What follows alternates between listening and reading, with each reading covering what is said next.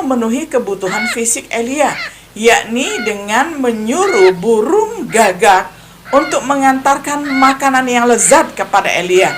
Karena Elia sudah lama tidak makan dan emosi serta tenaga energinya terkuras semuanya. Jadi butuh asupan gizi yang cukup dan Allah mengirimkannya melalui burung gagak. Ini adalah suatu mukjizat yang luar biasa.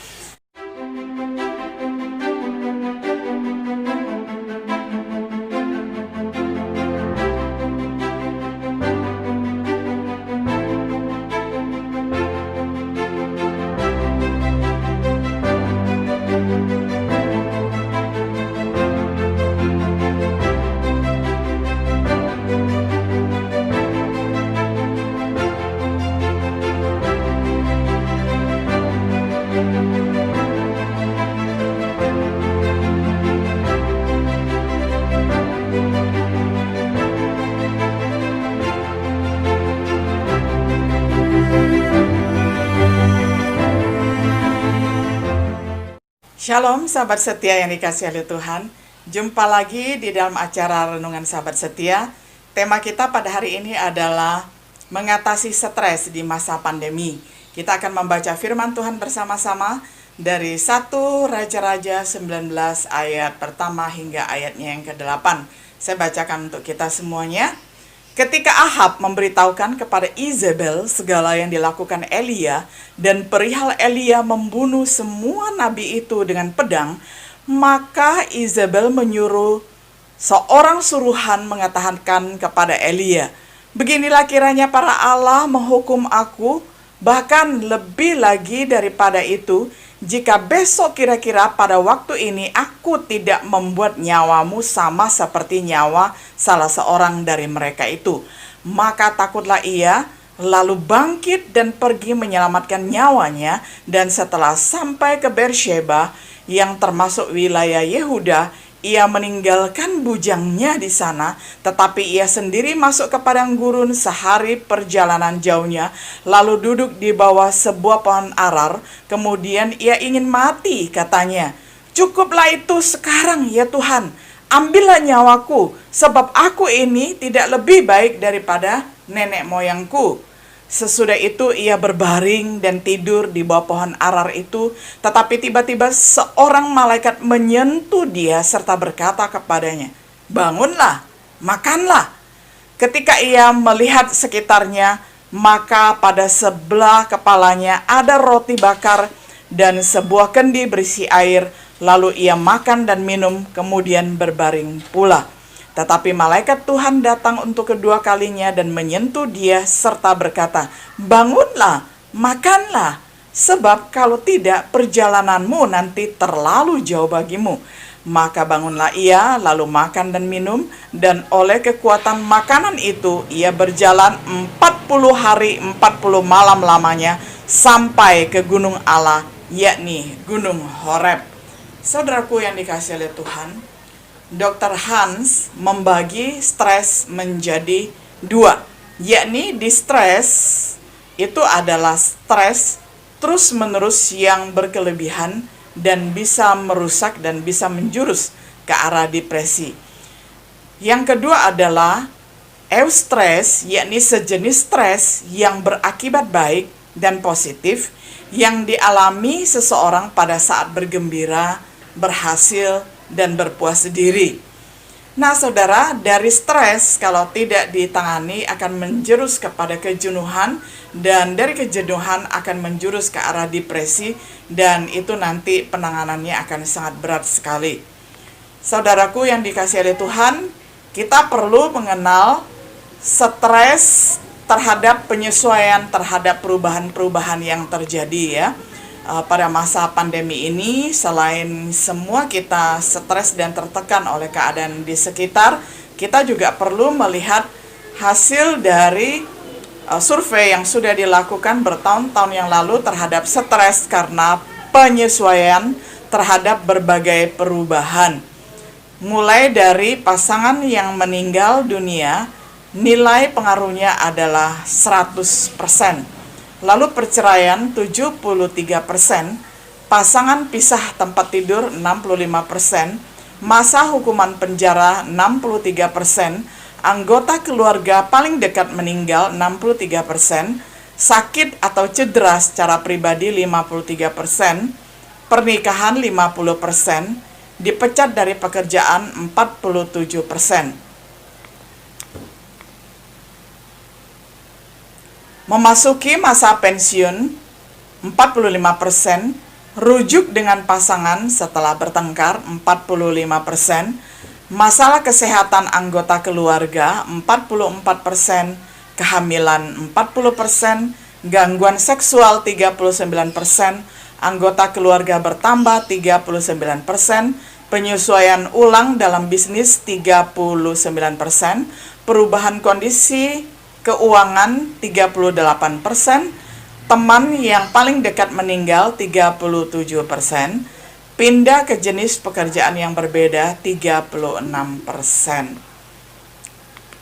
Kita lihat lagi, perubahan komunikasi dengan pasangan 35%, hipotek di atas 23 juta rupiah 31%, penyitaan jaminan hipotek 30%, perubahan tugas di kantor 29%, rencana anak untuk meninggalkan rumah 20%, persoalan ataupun pertengkaran dengan keluarga 29%, prestasi pribadi yang menonjol 28%, istri mulai atau berhenti bekerja 26%, mulai atau lulus sekolah 26%, perubahan kondisi hidup 25%. Kemudian memperbaiki kebiasaan pribadi 24%, persoalan dengan majikan 23%, perubahan jam kerja atau kondisi kerja 20%, pergantian tempat tinggal 20%, pergantian sekolah 19%, pergantian dalam rekreasi 19%, perubahan dalam aktivitas gereja 19%, perubahan dalam kegiatan sosial 18%, hipotek atau pinjaman kurang dari 23 juta 17%, perubahan kebiasaan tidur 16%. Perubahan jumlah pertemuan keluarga 15%, perubahan dalam kebiasaan makan 15%, liburan 13%, Natal 12%, pelanggaran kecil terhadap hukum 11%. Saudara, ini adalah stres karena penyesuaian terhadap berbagai perubahan menurut survei yang ada. Nah, kita melihat ekspresi ataupun gejala-gejala stres. Yang pertama itu adalah egotisme ataupun menonjolkan diri. Seseorang yang stres biasanya merasa diri penting. Allah memperingatkan bahwa Elia bukan satu-satunya orang yang masih setia pada waktu itu. Padahal Elia merasa bahwa dialah yang paling setia. Tetapi Allah memperingatkan bahwa masih ada 7.000 orang yang masih setia. Nah, itu adalah ciri-ciri orang yang stres ya, ketika menonjolkan dirinya. Lalu yang berikutnya adalah kekesalan dan kepahitan. Nah, Elia kesal karena orang lain meninggalkan Allah. Kepahitan menguras daya emosi yang penting baginya. Jadi dia melihat ada banyak orang yang meninggalkan Tuhan, jadi dia merasa bertanggung jawab. Dia merasa kesal dan dia merasa kepahitan. Sehingga akibatnya apa yang terjadi? Dia merasa ditinggalkan, merasa sendirian. Elia berkata, "Mereka ingin mencabut nyawaku." Elia membesar-besarkan ancaman pembunuhan. Padahal yang mengancam waktu itu hanya satu orang, yakni istri Ahab yang bernama Izebel. Tetapi Elia akhirnya mengatakan mereka semua ingin mencabut nyawaku. Jadi ini adalah gejala orang stres, merasa ditinggalkan, dan dia hanya seorang diri berhadapan dengan begitu banyak orang yang seolah-olah semua ingin memusuhi dia dan hendak satu bangsa membunuh dia. Nah, lalu yang berikutnya, Elia merasa kasihan kepada dirinya sendiri. Perhatikan kata pada aku, ya, dia selalu berpusatkan kepada diri sendiri, aku. Jadi dia merasa jengkel dan merasa marah terhadap Allah pada ayat yang keempat. Elia meminta Allah mencabut nyawanya. Ya, jadi bayangkan ya, seorang ciptaan meminta kepada pencipta untuk mencabut nyawanya. Ini sudah sungguh sangat keterlaluan ya, tingkat stresnya. Nah, tetapi Allah tahu ya, Allah mempunyai resep untuk mengatasi stres pada hamba-hambanya. Allah memperhatikan kebutuhan Elia, yakni ketika Elia berbaring di bawah pohon arar dan kemudian juga masuk ke goa, tidak mau diganggu oleh siapapun. Allah memenuhi kebutuhan fisik Elia, yakni dengan menyuruh burung gagak untuk mengantarkan makanan yang lezat kepada Elia. Karena Elia sudah lama tidak makan dan emosi serta tenaga energinya terkuras semuanya. Jadi butuh asupan gizi yang cukup, dan Allah mengirimkannya melalui burung gagak. Ini adalah suatu mukjizat yang luar biasa. Nah, jadi Elia membutuhkan istirahat yang cukup dan makanan yang cukup. Itu dikatakan di dalam ayat yang kelima dan yang keenam. Berikutnya, Allah mengizinkan Elia melihat bahwa Allah tetap memperhatikannya. Kalau kita membaca terus ayat 9 sampai 17, ini adalah pelayanan Allah yang sangat mengerti hambanya, yakni Elia. Allah tetap memperhatikan hambanya ya, sehingga Elia bisa curhat ya selama percakapan berlangsung ya. Jadi antara konseli dan konselor gitu ya. Allah dalam hal ini adalah konselor dan konseli di sini pasiennya ada Elia. Selama percakapan berlangsung, Allah mengizinkan Elia untuk curhat, untuk mencurahkan isi hatinya. Nah, curhat dan katarsis itu diperlukan bagi orang yang stres, saudara. Kalau curhat, ada seseorang yang bisa mendengarkan kita, curahkanlah itu, asal dia bisa pegang rahasia dan bisa dipercaya. Nah, kalau mau katarsis, itu adalah melepaskan beban dengan cara menangis, berteriak, menjerit, atau bahkan tertawa fals misalnya. Nah, itu adalah katarsis. Silakan kalau memang mau dilakukan ya, karena itu bagus untuk melepaskan beban-beban stres yang dipikul terlalu lama. Nah, lalu yang keempat, Allah memberikan tugas baru kepada Elia, mengurapi 2 raja baru dan seorang nabi, yakni di ayat yang ke-15 dan ke-16. Jadi setelah makan dan minum yang cukup yang dikirim oleh burung gagak, maka Elia dapat berjalan dan berlari ke Gunung Horeb selama 44 hari 40 malam. Ini adalah satu kisah perjalanan yang luar biasa di dalam pelayanan seorang hamba Tuhan yang bernama Elia.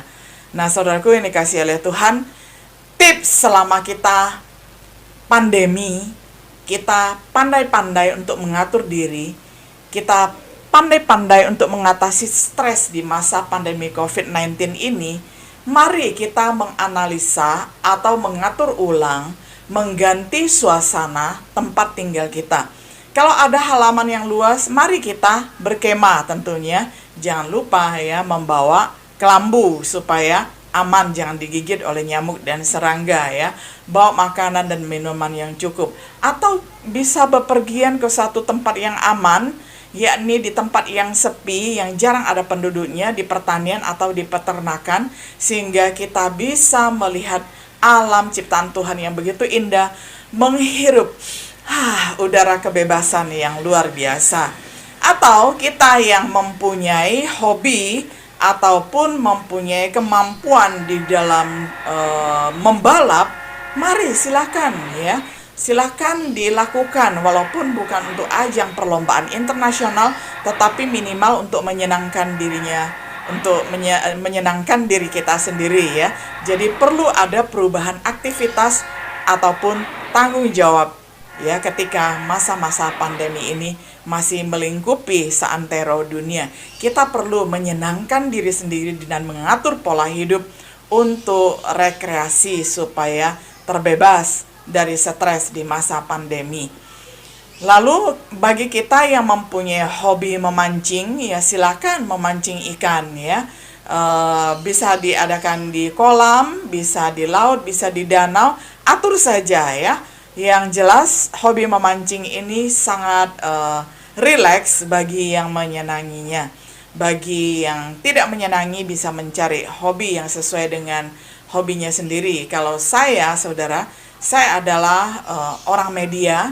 Saya merakit studio sendiri, ya. Saya setiap hari bisa live streaming, bisa membedah buku, bisa seminar, bisa membuat khotbah, direkam, ya, semuanya itu menyenangkan saya. Dan saya juga bisa membaca buku, saya bisa menulis buku, dan banyak karya. Rasanya 24 jam sehari tidak cukup. Nah, itu bagi saya. Nah, bagi saudara, mungkin pergi memancing atau pergi ke suatu tempat yang tidak ramai-ramai begitu, ya. Kita masih menghindari crowded, menghindari massa yang berlebihan supaya kita menjaga jarak yang aman, supaya di masa COVID-19 ini kita tetap aman kesehatannya. Atau yang punya hobi misalnya berselancar, ya, atau mendaki gunung, ataupun panjat tebing, ya, bisa kita lakukan. Nggak mesti itu semuanya harus di lautan yang bebas. Sekarang kalau mau panjat tebing itu juga ada tebing buatan. Nah, kalau yang suka laut, ya bisa saja di laut buatan, banyak sekali, saudara. Jadi kita bisa kreasi sendiri, ya, menciptakan kesenangan sendiri supaya kita rileks, kita tidak tegang. Dan sebagaimana Tuhan Allah memberikan resep yang bagus untuk Elia, yakni makan dan istirahat yang cukup, mari kita juga menyediakan waktu supaya kita dapat istirahat dan mendapatkan nutrisi dan asupan makanan yang bergizi, supaya kita tetap sehat, kuat, produktif bekerja dari rumah. Saudara, sahabat setiaku, dimanapun saat ini saudara berada, apakah saudara stres? Kalau saya sudah keluar, ya. Sempat juga, ya, sempat ada stres ringan, tetapi setelah saya solitude, mempunyai waktu sendirian bersama Tuhan, dan saya mengatur seluruh rumah menjadi tempat yang sangat menyenangkan supaya saya dapat tetap berkarya, akhirnya saya malah sangat senang, ya. Setiap hari saya bisa berkarya sesuai dengan jadwal dan agenda saya. Nah, kiranya kita tetap produktif dan aktif dan tetap kreatif dan inovatif dimanapun kita berada. Di masa pandemi, marilah kita mengelola stres dengan bijaksana dan hikmat marifat dari Tuhan sendiri. Kiranya Tuhan Yesus memberkati saudara dan saya. Tuhan Yesus memberi kekuatan dan shalom.